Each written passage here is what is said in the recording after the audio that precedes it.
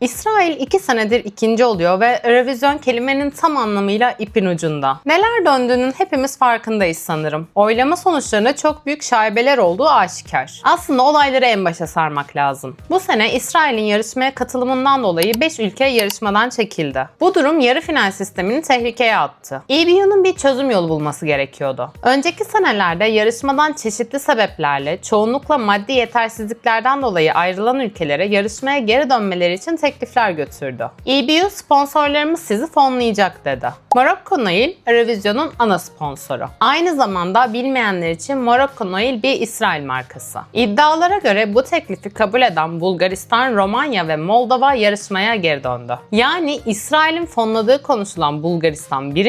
Romanya 2. Moldova ise 8. oldu. Son anlara kadar bahislerde birincilik şöyle dursun ilk onda bile anca gösterilen Bulgaristan, son anda büyük bir sıçrama yaparak bahislerde 3. sıraya yükseldi ve tarihinin ilk birinciliğini kazandı.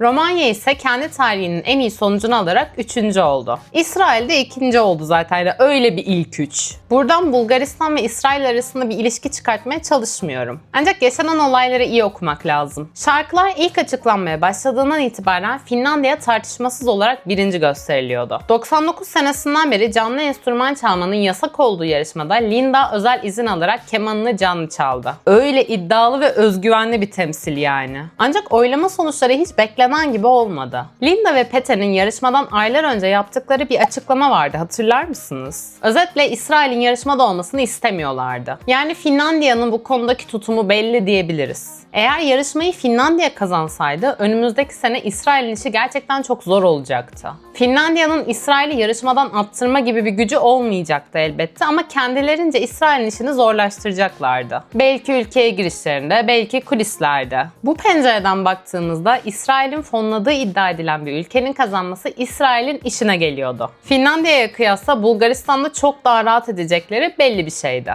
Enteresan olan şu ki onca açıklamanın ardından İsrail'in ikinciliği üzerine Linda'nın Noam Betten'ı sarılıp tebrik ettiği görüntüler önümüze düştü. Yani yorum sizin. Oylamada yaşanan tuhaflıklar bir ufaktan içimizi bulandırdı tabi. Özellikle Bangaranga'nın hem televot hem jüri birinciliğini alması hepimizi şaşırttı. Televot beklenebilir bir sonuçtu ama jüri bunu kimse beklemiyordu gerçekten. Bu arada Bulgaristan'ın Dara'yı tebrik ödülünü gördünüz mü? Dara, Eurovision zaferi sonrası verilen Sofya ödül vatandaşıyla Sofya'da ömür boyu toplu taşımayı ücretsiz olarak kullanabilecekmiş. Bari tüm Bulgaristan olsaydı. Bangaranga kelimesinin Bulgaristan sözlüğüne ekleneceği açıklandı. Ayrıca Dara, WWE'de şarkısının adının geçmesi üzerine çok mutlu olduğunu anlatan bir açıklama da yaptı. Today, a friend of mine sent me a video that I just need to show you. This is insane. Tonight I will bangaranga you. Guys, ever since Ulusal seçim döneminde yapılan kötü yorumlar yüzünden neredeyse yarışmadan çekilecek olan Dara, Viyana dönüşünde Sofya'da büyük heyecan ve coşkuyla karşılandı. Günün sonunda komşumuz Bulgaristan'ın kazanması beni çok mutlu etti. Seneler sonra yarışma yeniden Balkanlara döndü. Neredeyse biz kazanmışız kadar sevindim komşumuzun kazanmasına. Eşi Türk olan Dara geçtiğimiz günlerde CNN Türk ile bir röportaj yaptı. Türkiye'yi 2027'de Bulgaristan'a davet etti. Merhaba. I wanted to unite Balkans and I think with Öncelikle evet, Balkanları birleştirmek istiyordum ve bence bu şarkıyla ve aldığımız bütün sevgi ve destekle sonunda Balkanları birleştirdik. Ben belki 5 yaşımdan beri Türkiye'ye aşığım ve sizin desteğinizi de aldığım için çok mutluyum. I think Dum Tek Tek for me is the most Düm tek tek favorim. Bence Türkiye Eurovision'a geri dönmeli. Her zaman renkli ve özgün oldunuz. Türkiye'nin müziğini bu sahneye taşımak çok önemli. Dünyada temsil edebilmeyi hak ediyorsunuz. Bu sahneyi Eurovision'a geri dönmeyi hak ediyorsunuz. Gelecek yıl sizi Bulgaristan'a davet ediyoruz. Lütfen geri dönün. Desteğiniz için çok teşekkürler. teşekkürler. Sizce bir mucize olur mu ve yarışmaya geri döner miyiz? Yorumlarda buluşalım. CC ile barıştık bu arada. Aramız biraz bozuktu biliyorsunuz. Bilmeyenler için açıklayayım, ben Wasted Love şarkısını neredeyse hiç sevmiyorum. Bu yüzden yemediğim linç de kalmadı yani. Birinciliğe geçen sene hiçbir şekilde yakıştıramadığım bir şarkıydı. Ama bu sene CC'nin yeni şarkısı Unknown'a bayıldım. Hem canlısı hem stüdyo kaydı gerçekten çok başarılı ve Wasted Love'dan çok daha güzel bir şarkı olduğunu düşünüyorum. Wasted Love'ın da final günü çalınan yeni remix hali biraz daha çekilebilir, pardon, dinlenebilir demek istedim. biraz daha dinlenebilir hale gelmiş.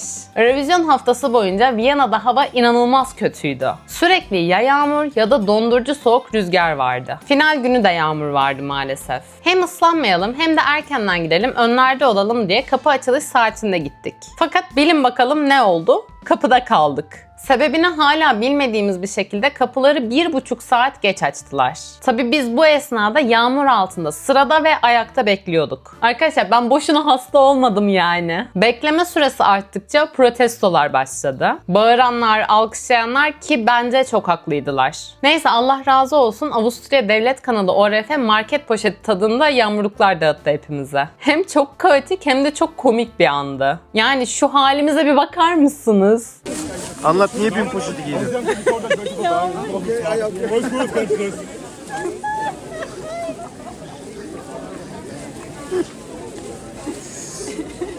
Bir poz verin arkadaşlar.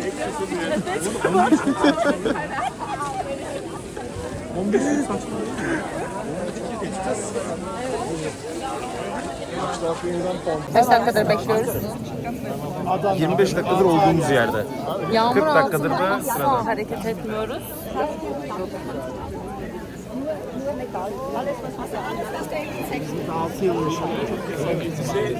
Ve yani sonsuz bir sıra var, sonsuz. Ankara'da ne taraftasın? Ankara'da çay yolu. Biri şurada protesto etti. Çok değişik. Kadın kendini yırttı resmen. Yalın bizi bilmem ne dediği anlaşılmıyordu, herhalde böyle bir şeyler söylediğini düşünüyoruz yani. Bekliyoruz hala. Naşmark rezilliği demek istiyorum arkadaşlar müsaadenizle. Eurovision haftası öncesinde şehir genelinde side eventlerin tanıtımı yapıldı. Euro kafeler dendi, Singalong treni dendi, Naşmark dendi. Bir iki etkinlik haricinde geri kalanlar tam bir fiyaskoydu bence. Singalong treni iyi olanlardan biri. Tramvaylardan birini kullanıma kapatıp içeriği bir karaoke bar havasına sokmuşlar. Tatlı bir eventti.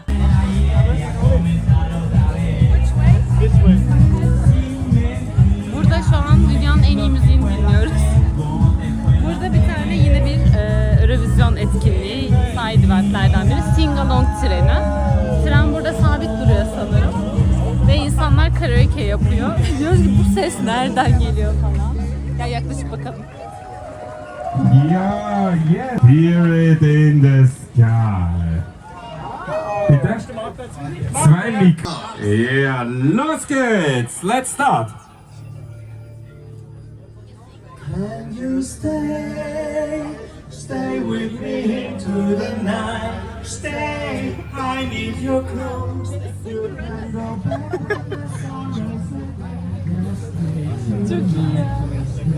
They took away my life. And God is nothing. My name is nothing.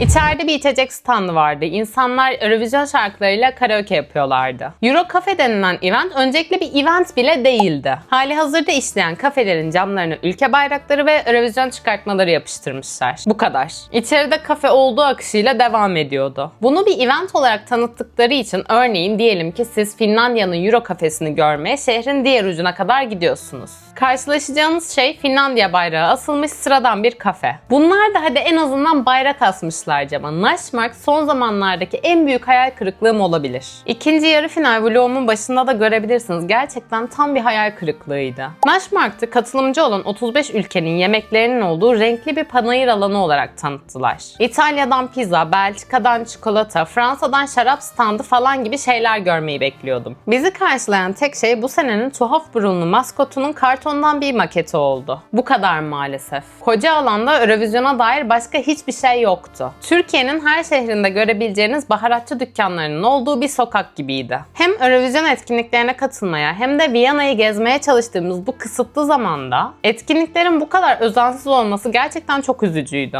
Etkinlik diyorum hala ama etkinlik demeye bin şahit. Euro Village genel olarak fena değildi. Ancak maalesef etkinlik adı altında sayabileceğim çok az şey vardı. Olan etkinliklerin önünde 1,5-2 saatlik uzun sıralar vardı. Ki 5 dakikalık mini etkinlikler için bu bekleme süreleri devasa uzun.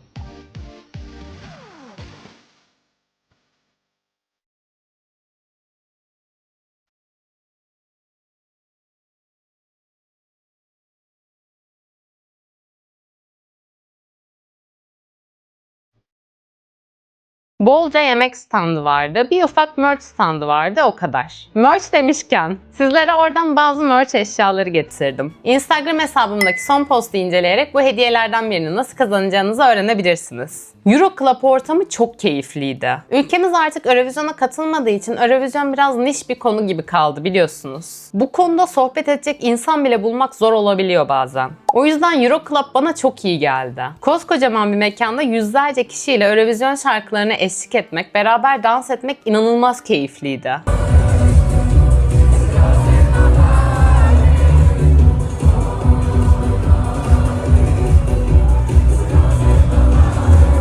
Ortamı güzel yapan şey Eurofanlardı yani. Çünkü maalesef konuk sanatçı olarak pek fazla iyi isim gelmedi. İlk gün 2024 Avusturya temsilcisi Kalin ve 2025 Avustralya temsilcisi Gojo sahne aldı. Biz Club'dan ayrıldıktan sonra da 2025 Almanya temsilcileri Abor ve Tina sahne almış. İkinci gün 2025 Finlandiya temsilcisi Erika Wikman ve 2025 Eurovision birincisi JJ sahne aldı. Üçüncü gün 2026 temsilcilerinden Satoshi, Tamara ve Leon Sisa sahne aldı. Dördüncü gün Cesar Sampson sahnedeydi. Beşinci güne o kadar hiç kimseyi bulamamışlar ki Finlandiya'nın bu seneki ulusal seçimlerine katılan Sinikka Monte falan sahne aldı. Son gün ise Efendi ve Vibe sahnedeydi. Bu saydığım isimlere ek birkaç isim daha sahne aldı ama kim olduklarını doğru düzgün hatırlamıyorum bile. Sahne alan sanatçılar bakımından oldukça sönük bir yıldı bu sene Euro Club için. DJ'ler fena değildi ama. Bu arada dördüncü gün DJ ile kanka olarak 10 dakika boyunca Euro Club'ı Türkçe Eurovision şarkılarıyla domine ettik. O anları izlemek için ikinci yarı final vloguma göz atabilirsiniz. Jüri şovundaki puanlama anında Birleşik Krallığın temsilcisi Sam Battle'ın yalnız kaldığı anlar gündeme bomba gibi düştü. Birleşik Krallık delegasyonu Sam'i yalnız bıraktı. Daha sonra Danimarka delegasyonu Sam'in yalnız oturduğunu görünce onu yanlarına çağırdı. Zaten şarkısı çoğunluk tarafından pek sevilmeyen Sam bir de Green Room'da yalnız bırakınca hepimiz çok üzüldük. Final güne ekstra alkışlamaya, desteklemeye ve kendimizce moral vermeye çalıştık. Yarışma sonrasında ise Sam bir röportajda aslında durumun böyle olmadığını ve çok yanlış anlaşıldığını anlatan bir açıklama yaptı. Thousands of people have seen this video of you by yourself in the green room, and everyone said, the BBC delegation have abandoned Sam. They've left him all by himself. As is often the case when you see something on the internet. Not true though, was it? Yeah, to be honest, this is actually it's pissed me off. It's really pissed. Çekya'nın sahnesi tam bir müzik klibi gibiydi. Her anı etkileyici, oldukça duygusal. Ve bilin bakalım ne oldu. Şarkının en kritik patlama anlarından birinde görüntüde teknik aksaklıklar oldu. Görüntü bozuldu, ses tuhaflaşır gibi oldu. Geçer diye bekledikçe daha da kötüleşti.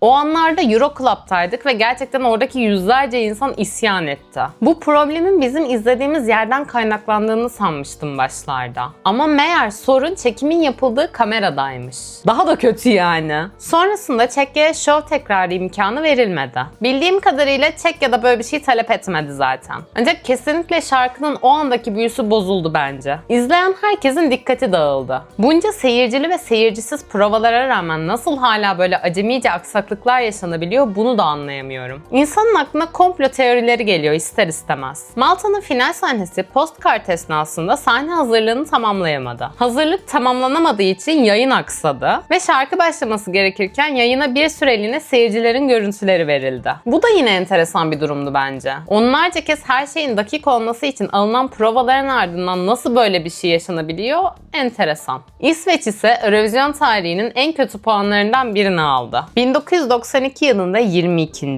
ve 2009 yılında 21. olan İsveç'in yeni en kötü sonucunu Felicia getirdi. My System ile 20. oldu. Şarkı ve sahne kesinlikle bu kadar kötü değildi. Bence Felicia kendi kendine yaptığı saçma sapan açıklamalarla sıralamasını bu hale getirdi. Daha ortada hiçbir şey yokken eğer başarısız olursam bu İsveç'in suçu, beni seçmeselerdi bana ne falan minvalinde açıklamalar yaptı. Ki bu açıklamayı yaparken bahislerde 2. sıraya kadar yükselmişti. Final gecesinin gündüzünde sesimi kaybettim falan gibi tuhaf açıklamalar yaptı. Family Show'da yapılan bayrak törenine çıkmadı bile. Sahnede bayrakla yürüyeceği süre 20 saniye falandı yani. Ona bile çıkmadı öyle söyleyeyim. Ama yarım saat sonra sahne sırası geldiğinde gayet çıktı, şarkısını da söyledi. Bana kalırsa başarısızlıktan çok korktuğu için önceden böyle açıklamalar yaptı. Ve olası başarısızlıklar halinde ben zaten söylemiştim demek istedi. Ama bence bu açıklamalar geri tepti. Sürekli vay sahnem istediğim gibi olmadı, yok kostümüm bilmem ne, aman sesim gitti falan diyerek nasıl derece yapmayı bekliyordu ki zaten. Gelelim 2027 Bulgaristan'a. Şimdiden bazı ülkelerin yarışmaya geri dönme dedikoduları başladı. Kuzey Makedonya kanalı TRM 2027'de ülkenin yarışmaya geri döneceğini açıkladı. Macaristan Başbakanı'ndan da ülkenin 2027'de yarışmaya geri dönebileceğine dair açıklamalar geldi. Asıl bomba ise Rusya'nın yarışmaya geri dönme ihtimali. Savaş sebebiyle 2022'de yarışmadan diskalifiye edilen Rusya'nın savaş hali devam etse bile yarışmaya dönmesinde herhangi bir sakınca olmadığına dair açıklama Martin Green'den geldi. Peki bu karar nereden çıktı?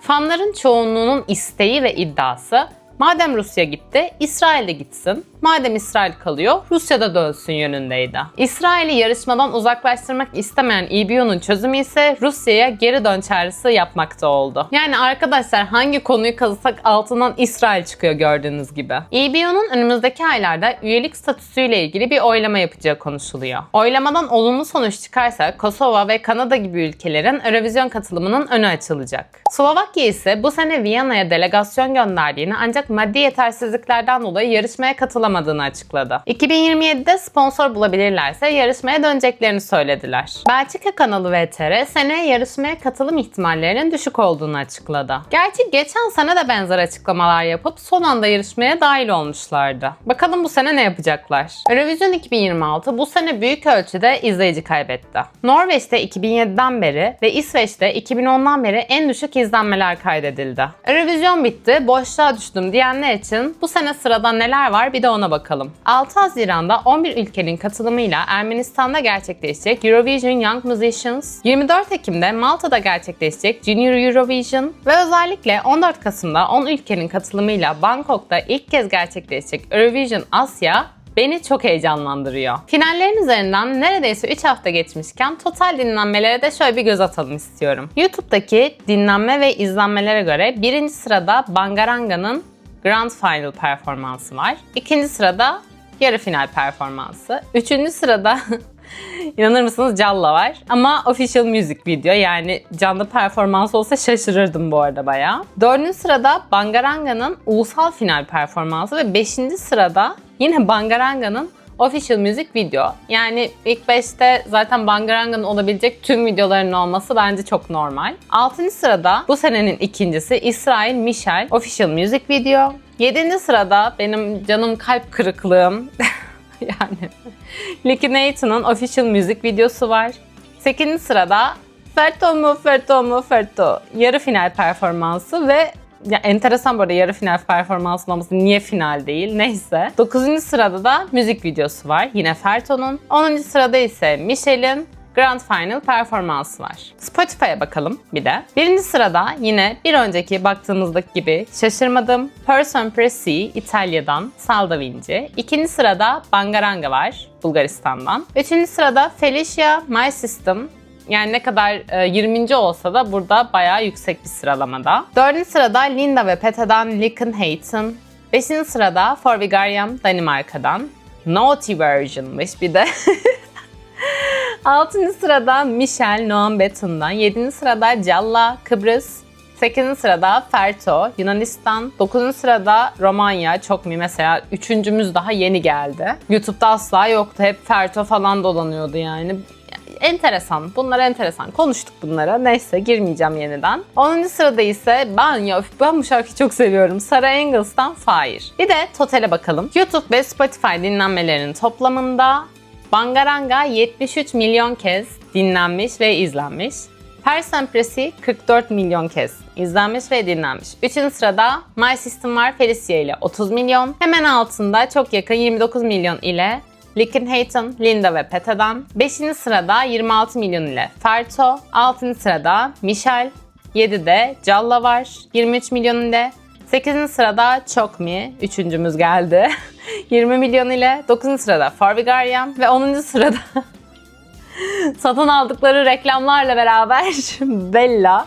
Malta. Güzel, en azından birinci dinleniyor diyebiliriz yani. Geçen senenin birincisi Wasted Love biliyorsunuz ki hiç doğru düzgün dinlenmemişti. Listelere doğru düzgün girememişti falan. En azından Bangaranga'nın bu sene güzel bir liste başarısı yakalaması beni mutlu etti. Viyana 2026 özeti genel hatlarıyla bu şekildeydi. Benim ilk Eurovision deneyimimdi ve gerçekten çok keyifliydi. Umarım isteyen herkes bir gün gidebilir. Ayrıca şöyle ufak bir detayı da anlatmak istiyorum. Arenanın içinde ve dışında elimizde Türk bayrağıyla kim görse bizi sürekli Türkiye geri dönmüyor mu? Ya işte ne kadar güzel şarkınız Türkiye falan, sürekli bu moddaydı ve gerçekten elimde Türk bayrağıyla orada olmak inanılmaz gurur vericiydi. Bu zaten apayrı bir şey. Ama bunun haricinde insanların bize karşı olan samimiyetleri, içtenlikleri ve böyle bize karşı olan özlemleri de çok tatlıydı. Bir yandan da üzüldüm tabii. Yani keşke biz de olsak yarışmada falan diye. O kafa geldi yani. Hiç gitmiyor zaten ama seneye komşuda bunu muhtemelen çok daha fazla yaşayacağız. İnşallah katılırız diyelim ama bilmiyorum, pek umut yok gibi. Katıl üyelikleri ve süper teşekkürlerle kanalıma destek olursanız çok mutlu olurum. Ayrıca kanalıma abone olmayı, videoyu beğenmeyi ve hype etmeyi de unutmayın lütfen. Instagram'daki postu ve hediyeleri de yeniden hatırlatayım. İzlediğiniz için teşekkür ederim. Hepinizi öpüyorum. Sonraki videolarda görüşmek üzere. Hoşça kalın.